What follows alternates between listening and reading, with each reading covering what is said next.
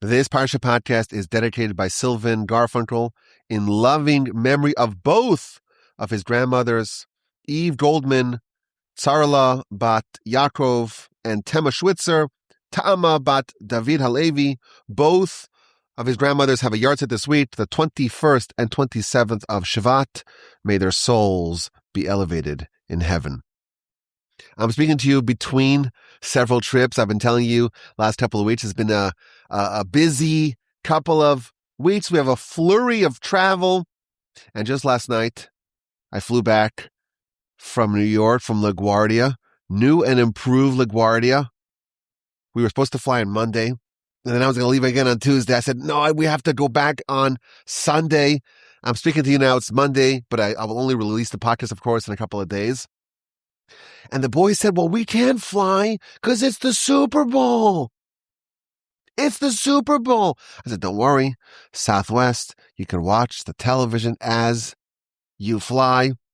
And then when we took off, it was basically by kickoff, and we landed and the game was over. And I told my son, that was such a non-memorable game.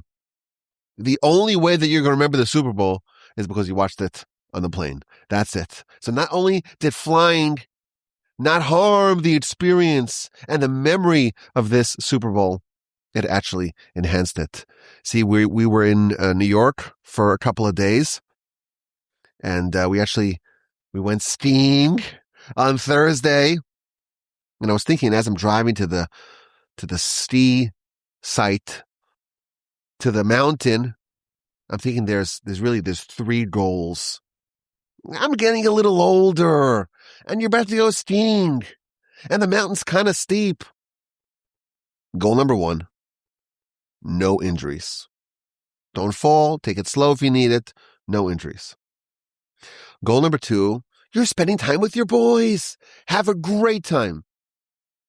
And goal number 3 is don't leave your pocket unzippered and have your phone slip out of your pocket on the ski lift.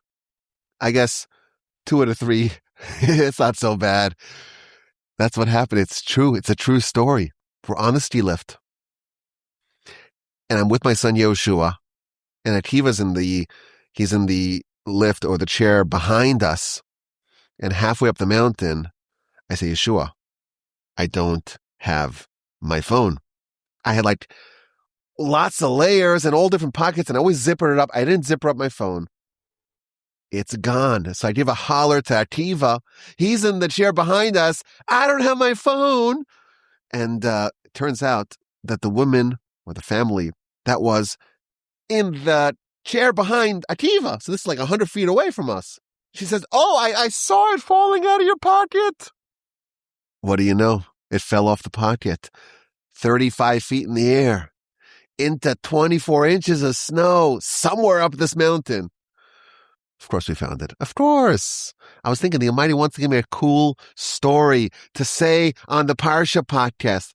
We went down the mountain. I kind of guesstimated where I think it would have fallen out. And then I had the idea. I used my son's phone. We called my wife. I said, well, log into the Find My Android. And they found the exact location. Do you want me to send you the coordinates? That's not going to help me. It's between this point and this point. And they make it ring. And we were climbing up the mountain, because you take off your skis and you start climbing up the mountain. And I was always thinking, I kind of like mountaineering. Would it be nice to be able to climb K2 or Everest, climbing up like 100 feet along the path of the ski lift as all the patrons above are jeering at us below? What are you missing? What are you looking for? Do you want a cigarette? They threw a cigarette down to us. I didn't smoke it. But that disabused any dreams of climbing Everest. But we found it embedded in 18 to 24 inches of snow. It has 3 nice scratches. It's okay. 2 out of 3 of the goals of the trip were fulfilled. Had a great time with the boys. Got the great privilege of spending time with my parents.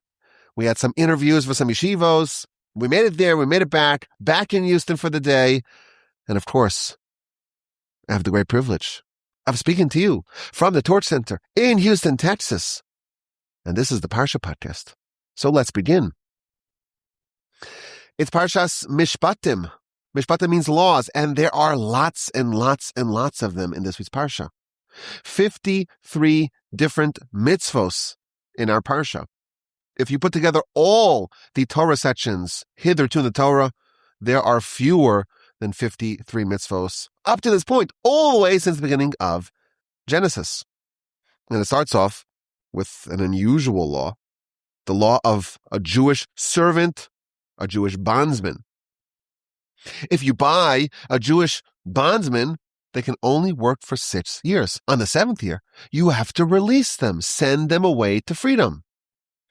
How do you acquire a Jewish bondsman?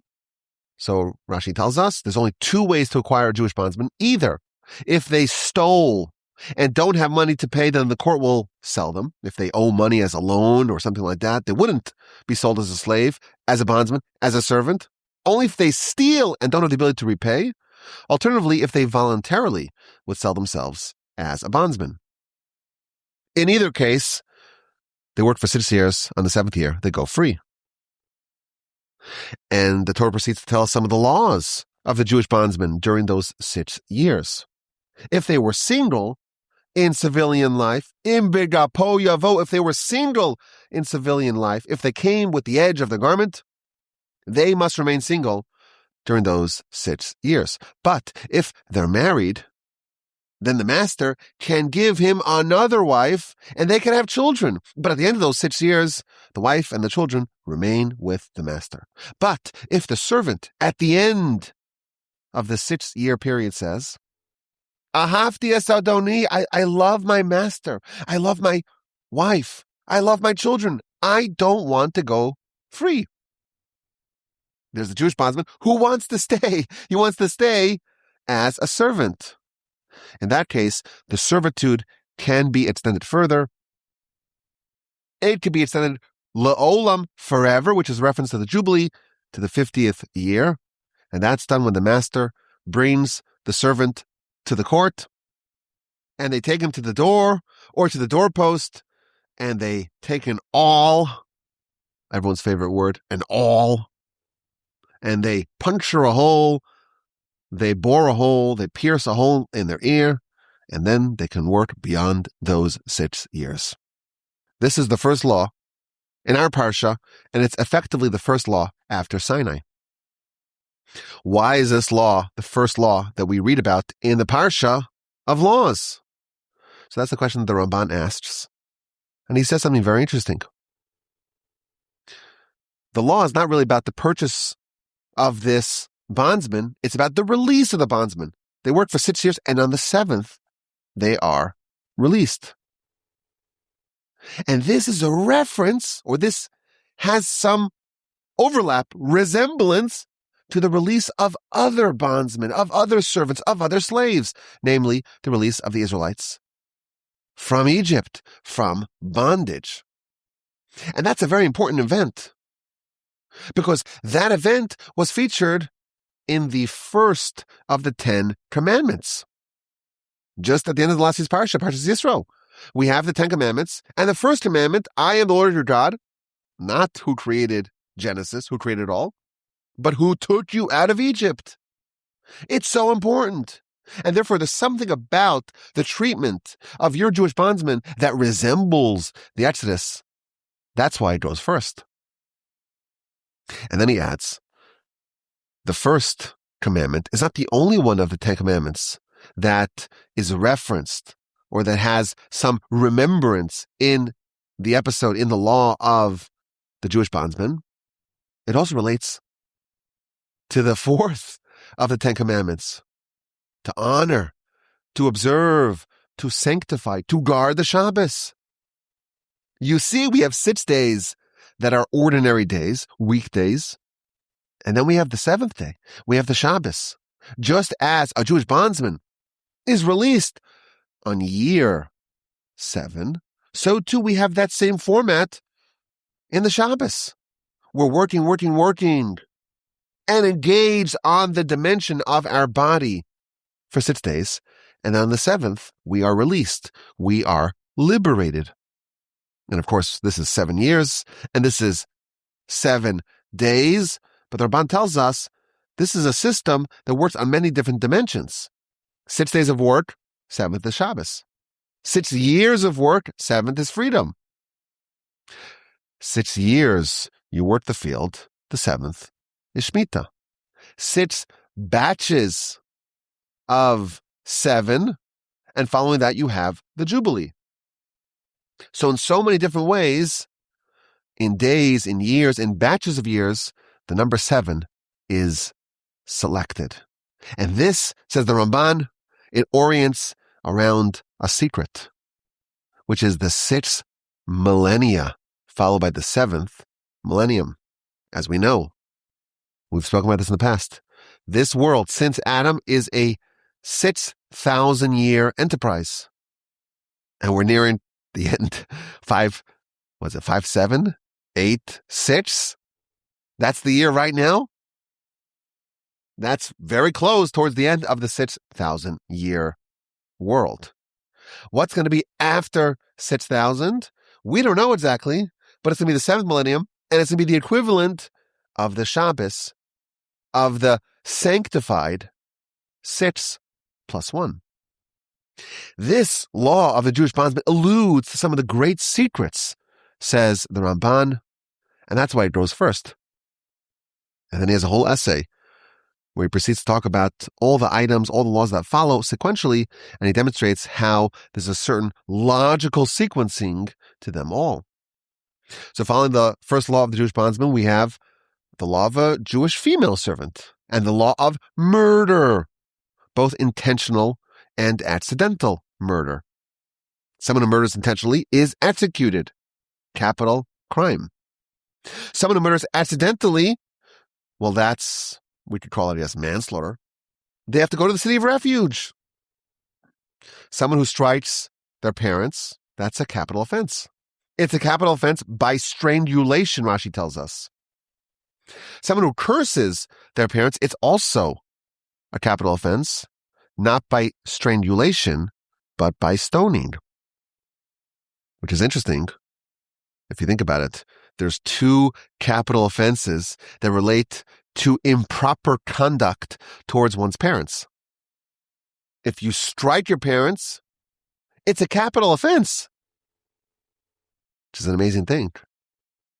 Right? Children can never raise their hand to strike anyone, but certainly not their parents. It's a capital offense. And cursing, it's just words after all. Words are not meaningless. There's a capital offense for cursing one's parents. And these are 2 verses apart, verse 15 and 17. Which one of these offenses is worse? So all of us would say, well, to strike is way worse than to curse. But it's interesting. We know that there are 4 different types of capital punishment in Jewish law.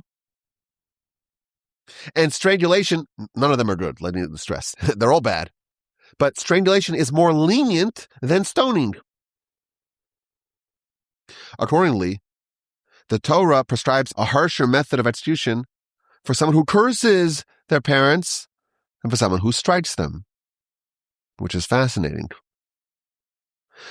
And I read an explanation to maybe understand this. To strike someone is terrible. It could cause them pain or a wound or injury. But that is affecting their body alone. Words have more power. Words can affect not only the body, but they can affect the soul. And we all know, if we think about our youth, if there was a bully who mistreated us, God forbid, those blows we may have received, well, they heal, they go away. But if someone embarrasses us, someone causes us emotional harm with words, those end up actually stinging for longer. And even if you think about those episodes today, it could be years and decades later, it could still sting. In the eyes of the Torah, to say improper words to your parents, that's worse than to strike them. Assault and battery. If someone strikes a fellow and we don't know what's going to be with the victim, will they survive or not? In this case, the perpetrator is placed in a holding cell in a detention facility until we find out the extent of the injuries of the victim. If they die from their wounds, then retroactively we know this was an act of murder. If they heal, then the perpetrator is not going to be executed. It's not murder, but they're still obligated to pay the 5 obligations: damage, pain, healing, unemployment, and shame. And this is just the very beginning of the laws. If someone strikes and kills their slave, they themselves are killed. If someone is fighting with their friend and they accidentally strike a pregnant woman and they cause her to miscarry, that's not a capital offense. We have the famous and universally misinterpreted verses: an eye for an eye, a tooth for a tooth, a hand for a hand, a leg for a leg, a burn for a burn, and so on. The Talmud proves conclusively that this is not meant to be interpreted literally. We don't gouge out someone's eye measure for measure. Rather, this is a reference to a monetary penalty. All sorts of laws and how to adjudicate them are found in our Parsha. What if an animal kills a person? What if a man leaves a pit in a public domain? Someone else's property falls in there and gets damaged. What if one person's animal damages another person's animal? Your property caused damage to my property. What about a thief who steals? They got to pay double. What about a thief steals an ox or a sheep and they sell it or they slaughter it? What about burglary, home invasion, castle doctrine? Stand your ground. Shoot the intruder. As we mentioned, a thief pays double. You steal 100, you pay back 200. The Torah doesn't believe in incarceration. The only case of incarceration, well, there may be other exceptions, but basically the only case of incarceration is when we don't know what's the extent of the injuries of a person that was hit. Is it murder or is it just ordinary assault and battery? When someone steals, we don't put them in the jail, in the prison. They get punished. And they get a fine. And if they can pay the fine, then they are sold as a servant, as a slave, as a bondsman. And they're punished with paying double. Why does a thief pay double? So one of the great commentators, the Kliakar, says it's measure for measure. Why does someone steal? They're insatiable. They're rapacious. They want more and more and more. And if they have 100, they want 200. They have 200, they want 400. This is a very famous idea we find in our literature, that there is a certain insatiability to someone who likes money. Ohev kesef. If you like money, you'll never be satisfied. It's like you're thirsty and you're drinking salt water. It just makes you thirstier.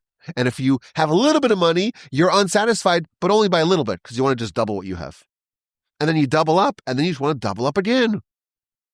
So when someone does something which is immoral to advance the goal of getting more money, they steal, God forbid. They wanted to double up. They are penalized measure for measure. They pay double. Someone has a fire. The fire grows and causes damage to someone else's property. A custodian doesn't do a good job watching, overseeing what belongs to someone else.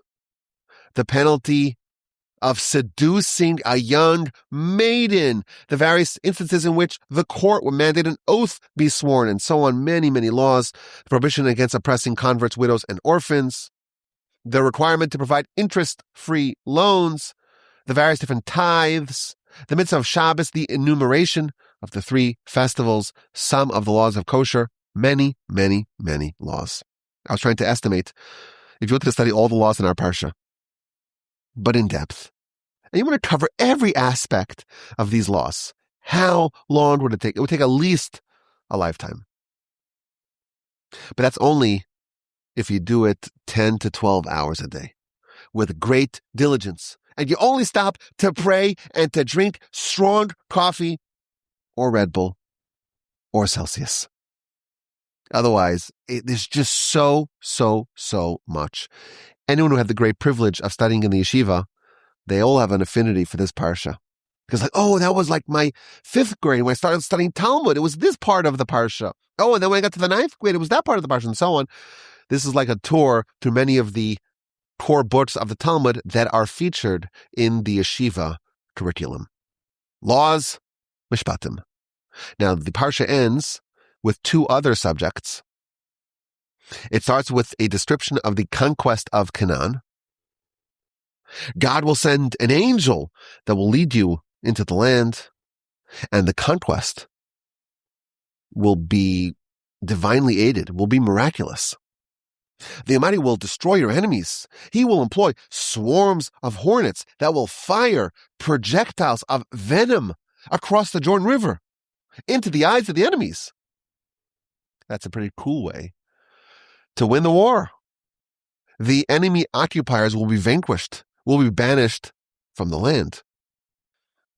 The conquest will go swimmingly. Swimmingly, but not instantaneously.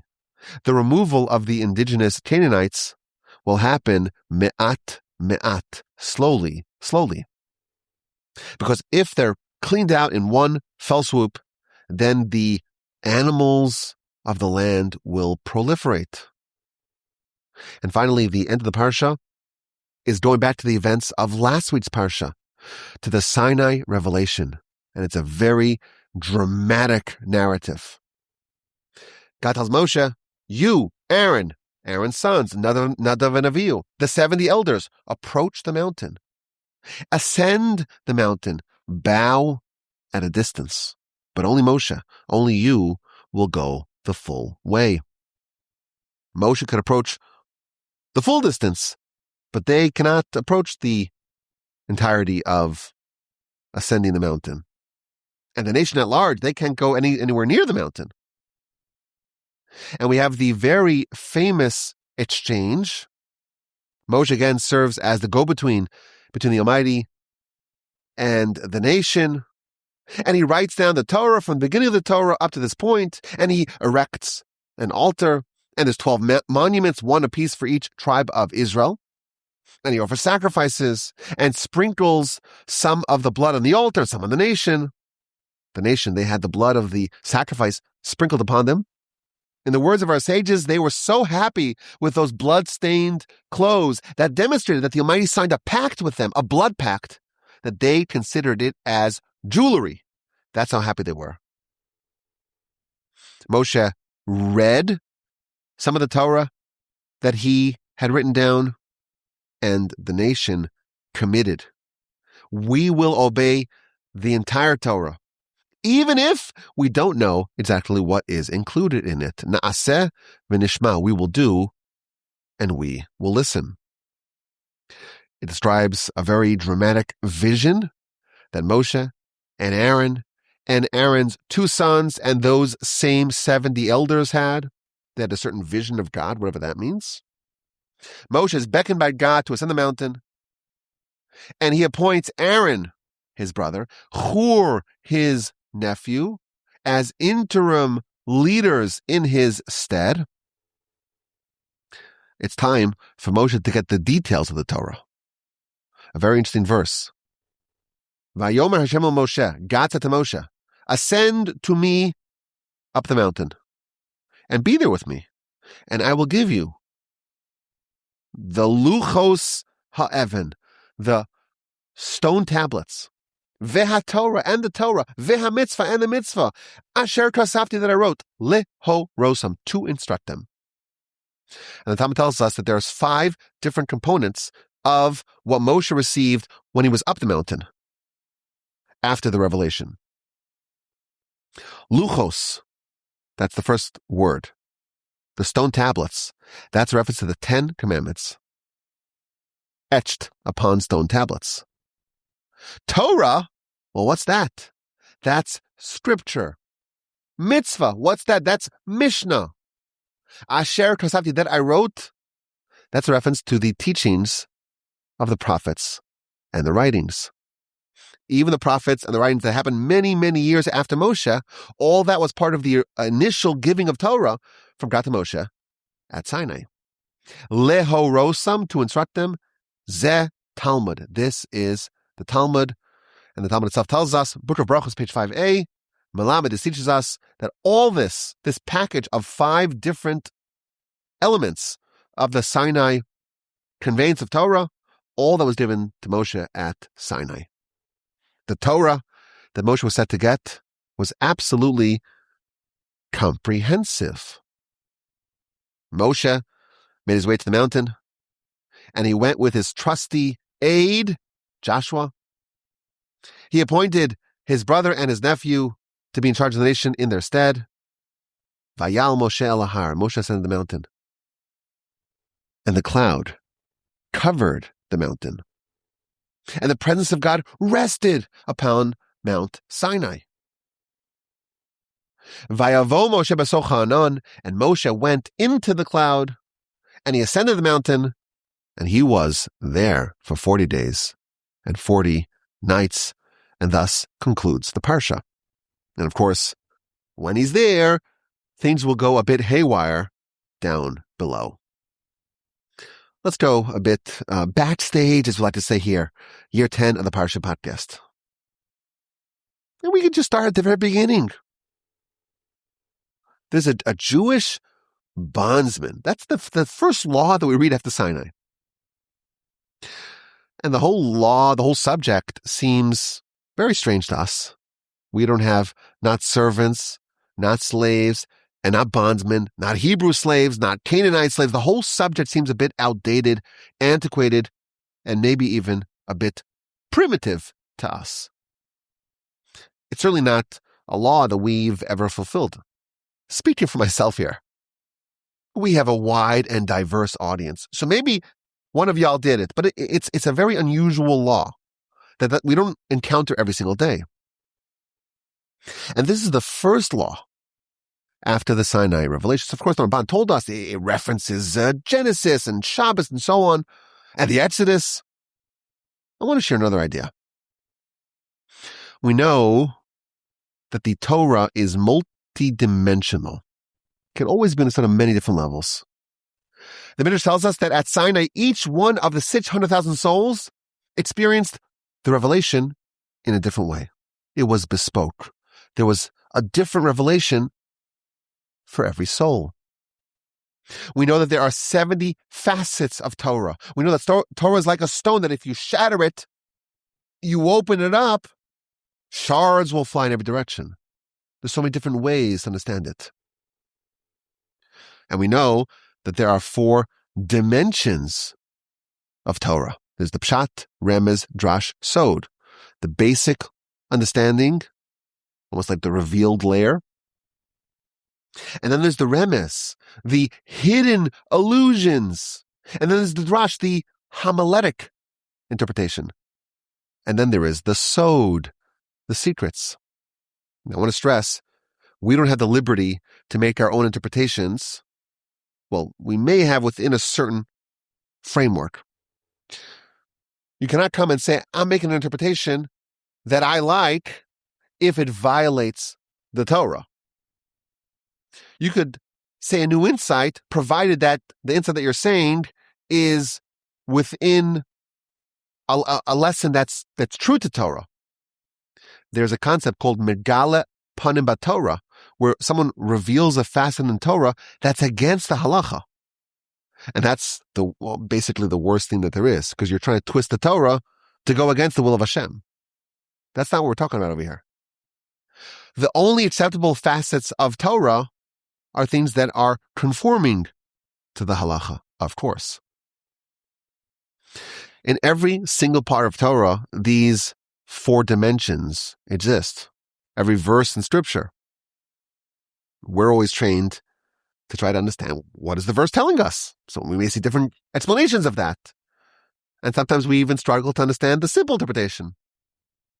But we know that in every verse, in every word, in every letter, in every jot and tittle, there are endless, infinite, hidden allusions and lessons, and of course, secrets. And on this portion of the Jewish bondsman, there's an incredible comment by the Or HaChaim, one of the great commentators on the Torah. And he, of course, explains the verse and has a very long explanation of the verse. And he says, okay, now I'm going to tell you something that's an illusion. Illusion with an A, not illusion with an I. There's something that's being alluded to here. A deeper interpretation. And even though the Jewish bondsman may not be relevant to us on the simple level, what he's going to say is very, very, very much relevant to each and every one of us. It may be the most relevant lesson of them all. The Parsha begins, these are the laws that you should place before them. The first thing that must be placed before us are these laws. This is an unusual way to frame a mitzvah. Every other mitzvah begins, God told Moshe, tell the Israelites. That's not how this is introduced. This must be placed before them. There's something here that we need to have in front of us at all times. When you acquire a slave, a servant, every single person has two competing identities. Within every person, there's a freeman and a slave, a body and a soul, a spiritual master and a physical servant. The verse on the level of the illusion is talking about the acquisition of a body. The spiritual master now has a physical servant. The soul is bound to the body. God created a physical servant to serve the spiritual soul. How does the body serve the soul? Well, if a soul didn't have a body, the soul would fly around like a bird. It cannot live in this world. It cannot fulfill any mitzvos. The body is the vehicle through which the soul can perform mitzvos. The soul wants to engage in soulful activities, and the body is the servant that will aid the soul in that pursuit. We're going to now read this whole section, not as a lesson about bondsmen and so on, but as the illusion layer, or one of the maybe infinite layers of illusion featured in this set of verses. The master is the soul. The servant is the body. And the verse tells us this is going to be only for 6 years. There's something temporary about this arrangement. When you acquire a servant, i.e. soul, eternal soul, you're going to have a physical body. It's not going to be forever. Your servant, your body, will only serve you temporarily for 6 years. So he tells us, the Or HaChaim says, that sometimes there's a system by which the Torah tells us only an illusion of a tenth. So it says 6 years, but it's telling you 60 years. The average lifespan, 60 years or 70 years. Your life, where body and soul are merged together, where the spiritual master has the bondsman, has the servant, has the body to do its will, that's like a fleeting shadow. That will not last forever. On the 7th, meaning in the 7th decade, that servant is going to depart you. Your body will cease doing what you wanted to do. What's going to happen? What's going to happen to that servant? What will be its destiny? What happens to the body after its tenure as a servant of the master of the soul. Next verse. Im begapo yavo begapo yahrtzeits. So we read that on the simple level means that if he came single, alone, with the edge of their garment, literally, meaning if they weren't married, then they leave single. But if they have a wife, then their wife goes out with them. That's what it means on the simple level. But the Torah uses very unusual words. The word begapo, it appears only here in the whole Torah.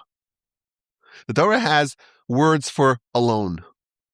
For example, quite memorably, there was a man that was stranded alone in chapter 32 of Genesis.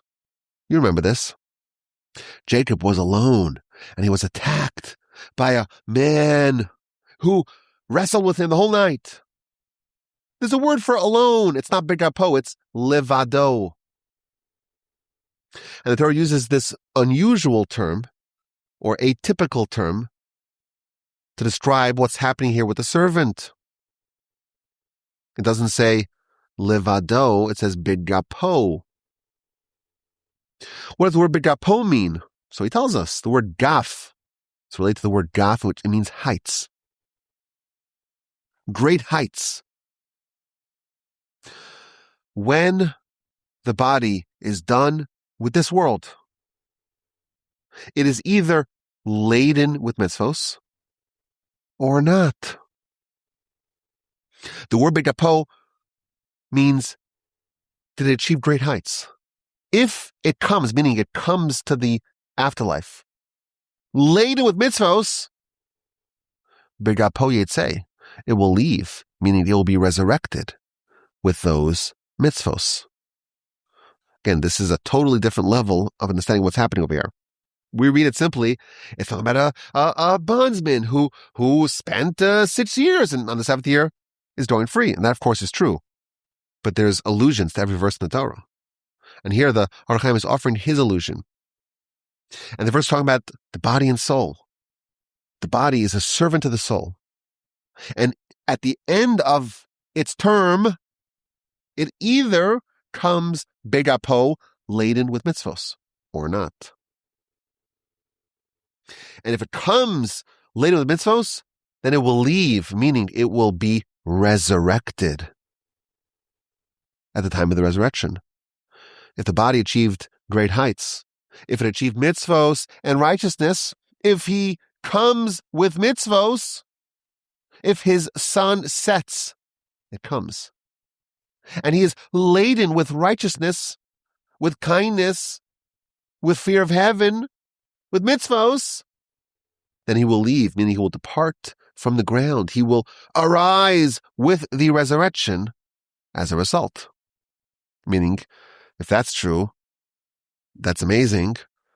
But if the opposite is true, well, then they will not merit the resurrection. The Torah is a tree of life to those who seize it, who grab onto it. What if someone doesn't grab onto it? If someone doesn't grab onto the life-giving power of Torah? Well, again, he quotes all the sources. The bodies of the righteous will emerge in the resurrection.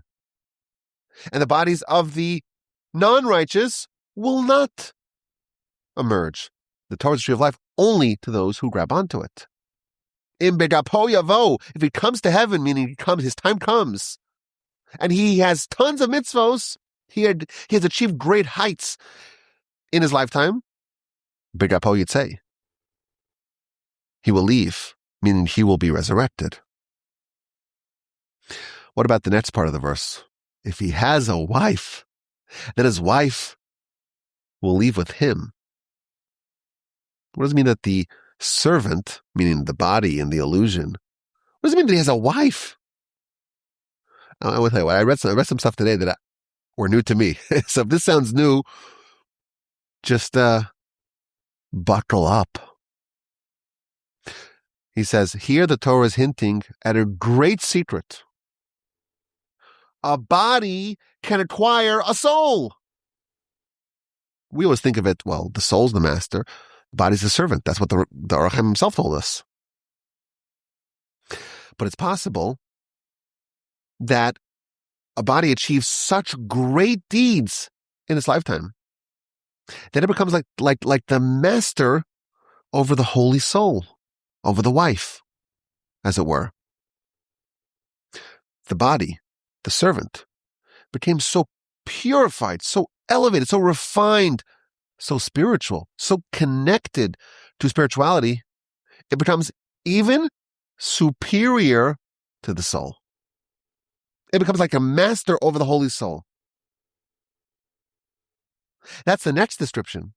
Imbal ishahu, again, on the level of illusion, on the level of remez. If a person achieves such great heights of distinction, they leave and their wife, meaning their soul, is theirs, then there's no separation of body and soul at death. His wife goes out with him. The idea of body and soul separating at death, that's only because the body and soul are not compatible. They're not compatible. And therefore, they're forced together by divine mandate. Sure, that divine mandate ends, a person dies, and the soul and body go their separate ways. If the body was righteous, it could be resurrected, sure. But there's a high level of righteousness and refinement that a body can achieve, where the body and soul are no longer incompatible. So when he dies, when the person dies, he's a Bali Shah. He's like a master over the soul. Then if yahrtzeits, his wife will go out with him. Why must there be a separation of body and soul at death? Why? It's only because they're not compatible. Well, what if they are? Now, he's going to explain this. What does this mean? Everything we know has some degree of spirituality. He quotes the Zohar. There's a certain level of he calls it intellect, that animals have even. A little spark of something that's not physical. But there's a difference between how the spirituality of animals is allocated versus the spirituality of people is allocated. If there's an ox or a lamb or a goat or a sheep, and they're born, so they're alive, they're animated, they have some sort of nefesh of sorts. On day one of their life, they would have the maximum degree of spirituality that they will ever have. It's all at once, says the Zohar. But a human's not like that. A human, the maximum degree of spirituality that they can have is 1,000,000 times more than what they have at birth. They just have a little tiny toehold of their potential spirituality at the beginning. And the overwhelming majority of their soul, their spiritual capacity, is actually above them. And every deed of righteousness, every mitzvah that they do, they're unlocking a small level of their soul. They're kind of reeling in, as it were, from up, down, from above them, down. They're bringing in a little bit more of their soul within themselves. Every mitzvah is unlocking 1 degree, 1 realm, 1 element of their soul. Most of the soul is above them. 99.9% of it. It's outside of them. But they can progress. They can develop. They can mature. They can upgrade. And every act of righteousness, a little tiny part of the soul now inhabits them. And slowly, slowly, slowly, they can unlock more and more and more of their soul. What happens if the person does this all the way? Then they achieve the level of Baal Isha. They're like the master of the soul. They acquired it all. They've maximized all the soul that they could have maximized. Then, even after he leaves, his wife comes with him. The soul's like part of him. They're like, they became one. Maybe the fact that he calls it his wife, he doesn't say this. I'm speculating. We know that the Torah tells us a man should leave his father and mother and cleave to his wife and become one. When the Torah calls or alludes to the souls being someone's wife, it means that they became one. They're not different. They're indistinguishable. So now a person dies, he comes with his wife. The soul and body are still together. Now this sounds new to us. Listen to this. He cites an outrageous episode in the Talmud. We did speak about this once. I don't think it was on the Parsha Podcast. I think it might have been on maybe Torah 101, one of the other shows. It tells a great story. This is like one of the best stories that there are. This is like a good bedtime story to tell your kids. There was a project. They were doing some excavation in the land of Rav Nachman. Who's Rav Nachman? One of the great sages of the Talmud. And they happened to have hit upon a grave. I guess it wasn't marked. And the grave belonged to a Rav Achai bar Yoshia. That's the name of the sage who was buried there. Now, that could be an unsettling experience. You're digging, you're doing excavation, you're putting in the pool, or whatever it was, and you discover a grave. But it was way more unsettling. Because the person who's buried there, Rav Achai bar Yoshia, he starts rebuking them. He's apparently alive. Now he's like, why are you digging in my grave? Can you imagine if that's what the ostensibly dead person is telling you? So they ran to their employer, Rav Nachman. I said, there was a man that we were digging and we found someone who's apparently dead, but he's rebuking us. So Rav Nachman, he strolls out and he's going to meet this person. He says, well, who are you? I'm Achai bar Yoshia. He introduced himself. And Rav Nachman's trying to figure out, well, you're dead. Why am I talking to you? Don't we know that the dead, even the righteous, they turn to dust? Don't we know that? Don't we have a source for that effect? So they get into this little dispute. It says, wait a minute, you're quoting from this sage that the righteous turn to dust. Don't quote from the sage. It's a verse in Ecclesiastes. V'yashuv ha'afar el ha'aretz. Why? Don't quote me one of the sages. It's a verse in Scripture. Ecclesiastes chapter 12, verse 7. And again, they continue, and they're quoting verses, and he says, well, why are you quoting Ecclesiastes? What about the other verse in Proverbs chapter 14? Rekev atzamos tina. The rotting of bones is only when someone is envious. If someone has no envy in their lifetime, they will not decompose. The bones won't rot. So Rav Nachman is still trying to figure out what's going on over here. He starts to touch this dead body, apparently. Like, is this some sort of ghost? Turns out that he felt that there was something there. There was some substance to him. So he gives him an invitation. Leit kumar legavei de beisa, which is Aramaic. So all of you, I don't even have to translate that, right? It's Aramaic. You know what that means. Just in case someone doesn't know Aramaic, this is what it means. Get up, master, come to my house. We'll have coffee. Or maybe a tea. So again, the deceased person, or ostensibly deceased person, tells him, you don't know Scripture? Don't you know that it says in Ezekiel chapter 37 that Almighty God will open the graves and will lift you out of the graves? Until Almighty God tells me to leave the grave, I'm here. I'm not leaving. I'm not going to your house to drink coffee or tea. So Rachman asks one more question. He says, wait a minute. Doesn't a different verse in Genesis, Adam and Eve, after the garden episode, God tells man, afar ata, you are dust, ve'el afar tashuv, and you will return to dust. Why am I talking to you?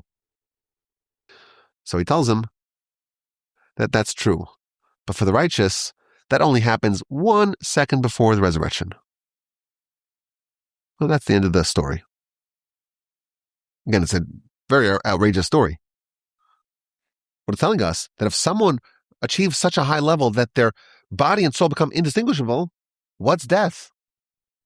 When you leave, if you're Bali Shaf, you have such a high level that you're like the master of your wife, as it were, of the soul.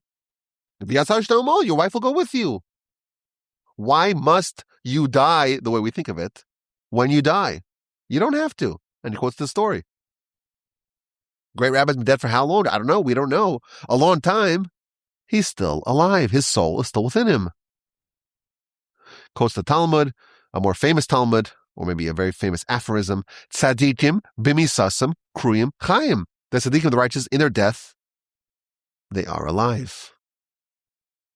That's one interpretation, one allusion in this part of the verse, in Bal Ishahu. And then he offers a different one, different interpretation. An alternative interpretation as to what maybe this part of the verse is alluding to. We think of our body and soul as separate domains. When I exercise, well, that's to be fit. And when I study Torah, well, that's to be fit for your soul. I always like to tell people, if you listen to the podcast as you're doing an exercise, it's like everyone's happy. Body and soul are both happy. When you eat, well, that's for your body. When you do a mitzvah, well, that's for your soul. It doesn't have to be like that. A person could do everything for the benefit of their soul. Proverbs chapter 13.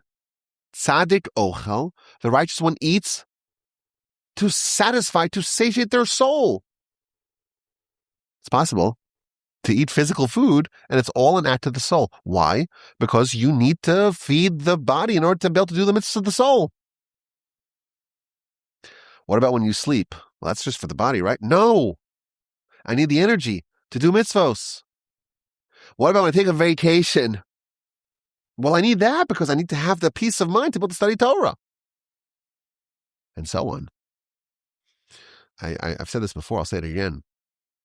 When I was in the yeshiva, we were advised, go straight from the study hall to bed. There's a big difference if you go to the study hall, go straight to sleep, versus you go to the study hall and then you go chillax a little bit.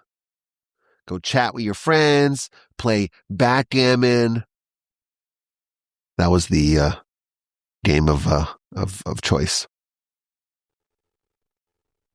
And you just play for 5 minutes, right? And then you go to sleep. Big difference.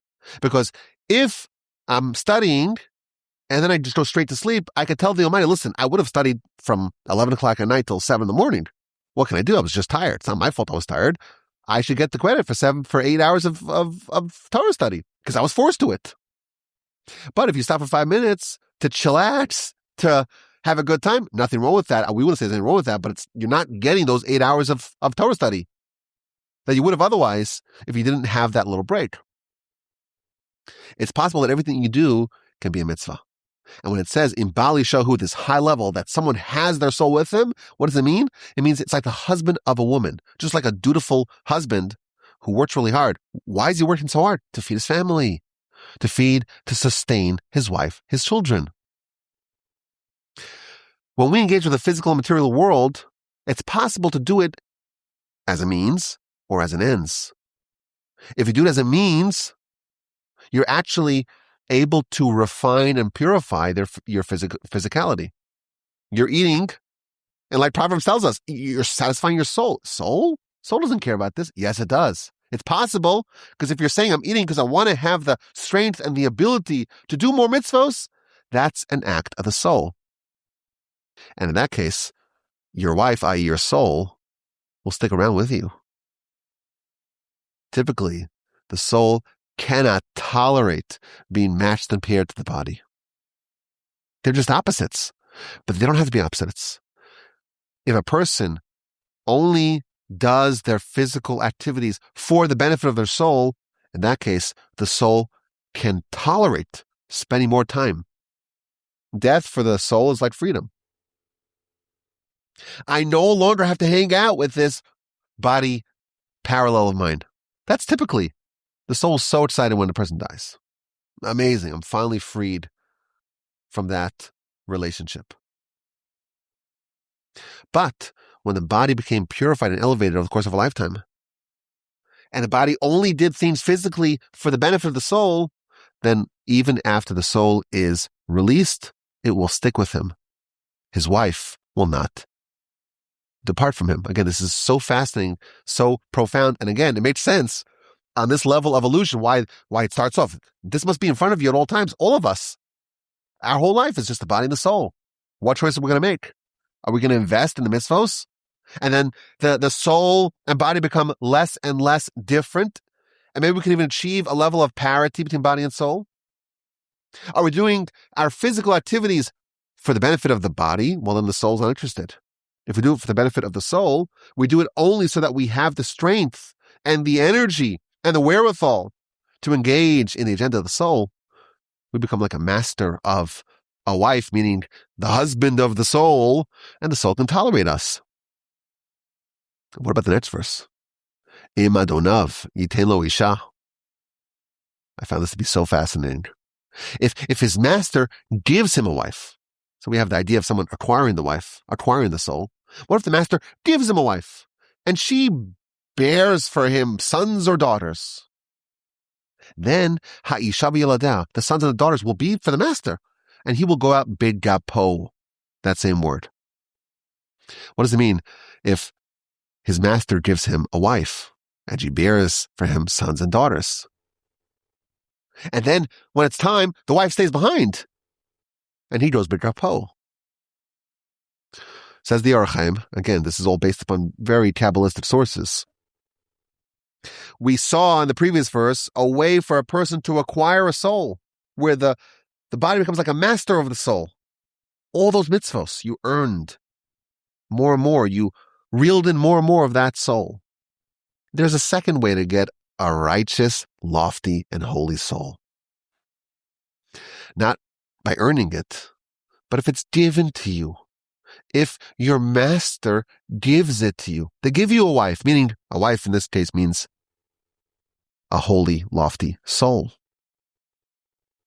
He tells us, sometimes people will merit a holy soul not because they earned it, not because of their tenacious righteousness, their dedication, their diligence, their worthiness, because of the righteous deeds of their antecedents, not because of their own deeds. It was given to them. And this soul bears them sons and daughters. What does that mean, sons and daughters? He quotes the Midrash, Iter toldo sem shel tzadikim, the primary progeny of the righteous. That's their mitzvos. What does it mean to have a child? It means to create something new, right? What happens when someone does a mitzvah? They create an angel. It's like a child that you spawn. It's progeny that you beget, spiritual progeny. If someone is endowed, they don't earn it. They're endowed. They're bequeathed with a wife, with a lofty soul. They didn't earn it. But now that they have the soul, they do these mitzvos, sons and daughters. Some mitzvos are male, some are female. Male spiritual progeny are mitzvahs that are done with great strength. Female spiritual progeny are mitzvahs that are done with a bit less strength. What happens when this person goes? If your soul was yours, but only because someone gave it to you, the wife and children go back to the master. They don't accompany you. All you have is bigapo. The righteousness that you earned on your own, that alone will accompany you when you depart from your soul. And finally, V'im amor yamara eved.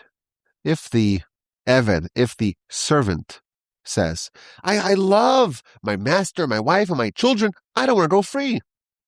Well, then the master brings him to the court, and they bring him to the door or to the doorpost, and they bore a hole, they pierce a hole in his ear. Va'avado le'olam.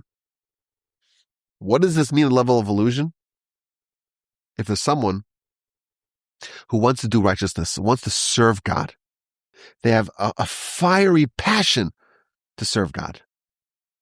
And they've done their 6 years, their 6 decades. They're in the 7th decade. And it's time for them to give back the keys, body and soul, to go their separate ways. And they still want to serve their master. They still want to serve God. They still want to do mitzvos.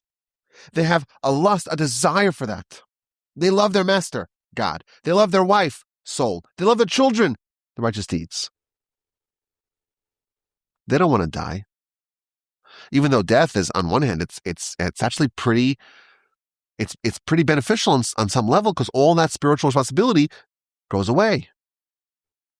But they don't want that. They want that responsibility. And they plead, beseech, and entreat God. I want more challenge. I want more opportunity. I want more of a relationship with the soul and the mitzvos. To such a person, the master promises you could have what you want. Your wish will be fulfilled. But not now. Va'avado le'olam. So we translate that, he will worship him, he will serve him, le'olam, for the world, which means forever, right? Actually, it's not forever, it's till Yovel, till the Jubilee. But on the level of illusion, it's reference to the world. Which world? The world to come. Currently, in heaven, we don't know anything about this, but we're told that the angels serve God. We don't know what angels mean, and we don't know what angels do. But angels serve God. In the world to come, God will choose the righteous above the angels to be his trusty servants. And finally, what about the air and the piercing and the door and the doorpost? How does that fit into the illusion? See, he doesn't tell us everything. But he says something very interesting. The word yahrtzeits, which means the awl. The implement that does the piercing. The gematria of that word is 400. The commentators already tell us 400. It's corresponding to the 400 years of servitude in Egypt. But he says something else. He says that there are 400 worlds of yearning. Now, I was not familiar with that term. Apparently it comes from the Zohar. I texted Rabbi Botnick. I said, well, what does this mean? He says, what? He kind of went into this whole side tangent. Didn't really answer my question. That's what happens. You do a Monday podcast. You don't have time to think about all these outrageous subjects that you just learned. Brand new, esoteric, arcane subjects. He says that there are 400 worlds of yearning. I don't know if that means that you have to yearn on the 400 levels or realms or dimensions of yearning in order to be meritorious to achieve this level. That's what it sounds like to me. But I'm going to just give you that caveat, that little disclaimer that I don't know quite what I'm saying. I always say, like, I don't know what I'm saying. I could read Hebrew, though. This is what it says over here. There's 400 worlds of kisuf, of yearning. The word kisuf is related to the word kesef, which means silver or money. And the Zohar there talks about the 400 silver coins that Abraham purchased the cave of Machpelah from Ephron the Hittite. And somehow, on a level of illusion, it's related to 400 worlds of kisuf, of yearning. Once a person goes through that crucible of 400 worlds of yearning, v'avodo l'olam, then he can worship him forever. Meaning, he can live forever. He can worship him forever. God will treat it as if the person was alive forever and worship God every day of his life. This person who has committed himself so much to God, he can demonstrate that if he was around for all time, he would have served God for all time. We have a principle. Someone has a plan to do a mitzvah. And for some external factor, not in their hands, they weren't able to do it. Machshava tova, a good thought, the Almighty pairs it with a deed. You wanted to go do a mitzvah, but there was a hurricane that prevented you from doing it, you still get the credit as if you did it. It's not my fault. It's God's fault, right? God made the hurricane or whatever other factor. I never did a mitzvah in the year 1500. Why? Because I wasn't around. I wasn't alive. Is that my fault? God decided I wasn't around then. Why should I get the reward? If someone demonstrates their total commitment to do the will of God, those 400 levels, worlds of yearning, whatever that means, we don't know what that means. Put a pin in it, another pin in it, lots of pins here. Then, v'avadolam, he'll worship him forever, for all time. He'll get the credit as if he was alive all time and worship God all time. It's not their fault. They weren't around in the year 1500, 500, and so on. And then he adds one last sentence, which again, I don't know what it means. Od Ramaz, I'll just say it in Hebrew. The verse also alludes le'olam, to the word olam, or that v'avadol le'olam, worship him, serve him forever. Sod yadua, this is a known secret. Le'yodei das kadosh, to those who know the knowledge, the holy knowledge. And evidently, I'm not part of that rarefied fraternity. It's only the first part of the Parsha. I'm looking, it's like we're already way over time. I had a whole nother segment. I said, this will probably take a minute or two just to explain what's happening in the Orach Chaim, explaining this first part of the Parsha on the level of remes, of allusion. But it's an absolutely fascinating comment. Again, it's just this little bit of a back door into some of the things happening behind the scenes, backstage in the Torah. Little drop into that universe. We read a law. It's the first law of the sign. It's a law of a Jewish bondsman. And on some level, it's alluding to the body and soul, and the body acquiring the soul, and by acquiring mitzvot. So what happens when the body dies? Body and soul separate. Do they separate? Must they separate? Is that necessary? Maybe it's possible for the body to acquire the soul, to earn it, to be like the husband of the soul, to be more holy than the soul, to be an entity the soul wants to stay around. Freak out those diggers, those excavators. And of course, there are eternal consequences thereof. It made sense now why the Orach Chaim tells us, the first opening verse of the Parsha, Ve'ela Mishpatim, these are the laws that you should place before them, not the typical version of that. These are the laws that were taught. God told Moshe, go teach Israel these laws. Daber b'nei Yisrael, teach the Israelites these laws. No, these laws must be in front of you at all times. We must always remember that we are a hybrid, a chimera, a match, a fusion, a melding of opposites. And it's 6 or 7 years, 60 or 70 years. And what happens? There's going to be a separation, and they're going to go their merry ways. And what is the state of the body at that time? In Begapo, you'd say, if you have righteousness, if you have elevation, if you have mitzvos, you will earn the afterlife. You will earn the resurrection. If you have an even higher level of Baal Isha, that you're like the master of the soul, then the soul will never leave you. It's yours forever. And then this even higher level, where a person just wants to serve God forever, Vavado Le'olam. I appreciate you listening to this edition of the Parsha Podcast. I had a very, very long second piece that I decided to nix, or maybe to punt to next year, or maybe I'll write a newsletter about it. I don't know. Let me know what you think. RabbiWall@gmail.com. It's a special Monday edition of the Parsha Podcast. I always like to say that when I have less time to prepare, it ends up being longer, because I just ramble. I ramble a little bit more. But I hope you can forgive me about that. I hope you have a wonderful rest of your day, and a magnificent, splendid, terrific rest of your week, and a powerful, uplifting, invigorating, exhilarating, exciting, and meaningful and productive Shabbos upcoming. And please God, with the help of the Almighty, we'll once again gather together in good health and in great spirits for another edition of the Parsha Podcast from the Torch Center in Houston, Texas. My address is rabbiwalby@gmail.com.